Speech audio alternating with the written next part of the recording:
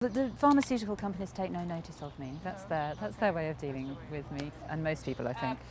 The question that was supposed at least to be addressed in this conference was, is there scientific evidence enough to support the prescriptions of the chemicals that are prescribed to children and young people? What do you say? Is there evidence enough for that?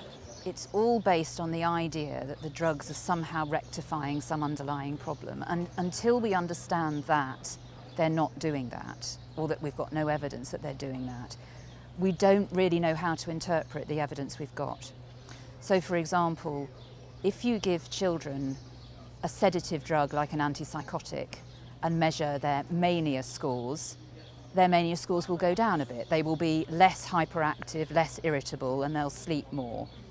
That doesn't mean that we've cured anything or done anything very useful. What we've done is we've sedated those children. And until we understand what the drugs we give to people are doing, we don't know how to interpret the evidence. That's my position on it. But you are a psychiatrist yourself, and you prescribe drugs, but you're very critical to what they do to us. I do. How does this go together? I prescribe some drugs in some situations, and when someone is very psychotic, I think that there are some drugs that can help people. That I think that being a bit sedated and having your thought processes and emotions suppressed a bit when you're very psychotic can be useful. It's better to be able to get through that without drugs, but some people can't. So in those situations, I think that some drugs are useful. The vast majority of situations in which people are prescribed drugs, like for depression or bipolar disorder or many cases of ADHD, I don't think they're particularly useful. Why not? Because people talk about fantastic results sometimes. But people have always talked about fantastic results with all sorts of therapies that we now know were completely useless and often quite dangerous. So you have to do proper studies, and what the proper studies show, as you probably know, is that drugs like antidepressants are only very minimally different from a placebo. And that minimal difference, in my opinion, is because they are psychoactive, mind-altering drugs. They make people feel different, they suppress their emotions a bit. So that's what we're doing to people. That's why we need to understand what the drugs are that we're using, what sort of effects do they have, what sort of mind-altering, behaviour-altering effects do they produce.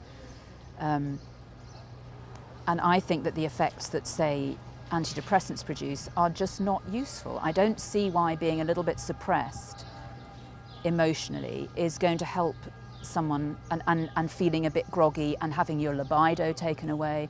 I don't see why that's going to help someone who's depressed.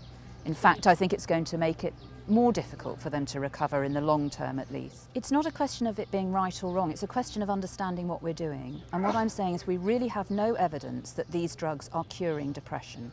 I think it's particularly worrying in children. You know, their brain is developing, their brain is more susceptible to the effects of drugs and chemicals, we know that. They get more severe side effects from antipsychotics, for example, more severe physical side effects and neurological side effects.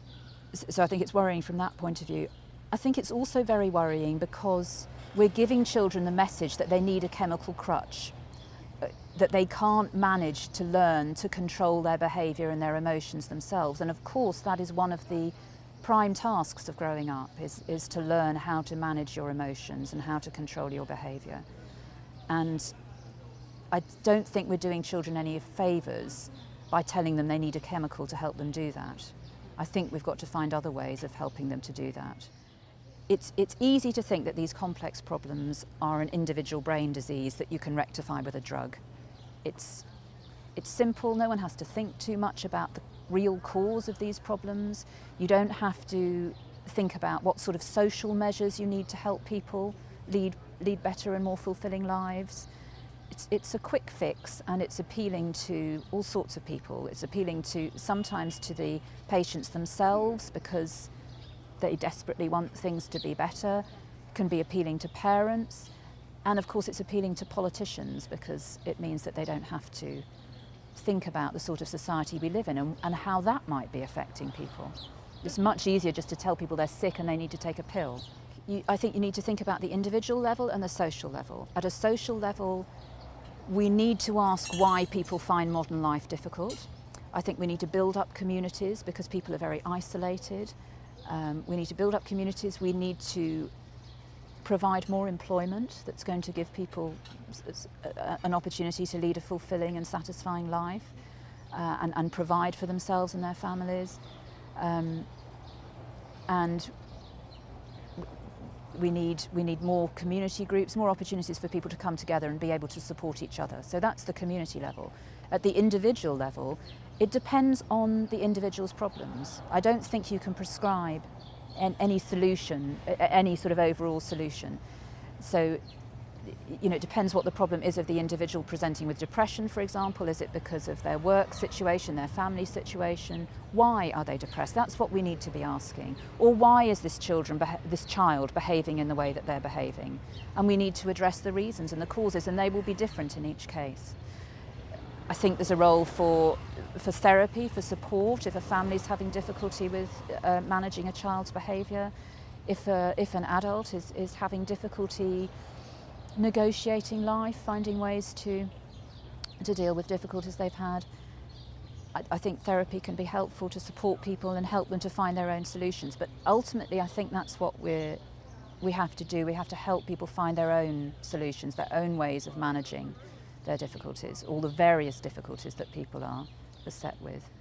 The mainstream response to many emotional and social difficulties is just to prescribe medication. So the fact that the Vatican are prepared to have a conference where that response is being questioned and debated, I think is really heartening, and I think indicates that there is a lot of concern, and there is, maybe the beginning of a turning of the tide against this way of thinking about human suffering. What about the situation in England and Great Britain? Because you have sort of taken another path compared to in the States, for example, and developed the cognitive behavioral therapy. What is happening? Well, actually, we're following on in the footsteps of the United States, because if you look at prescribing rates for all classes of drugs, they're all going up. So, like the United States, we are using more and more prescribed psychotropic medication.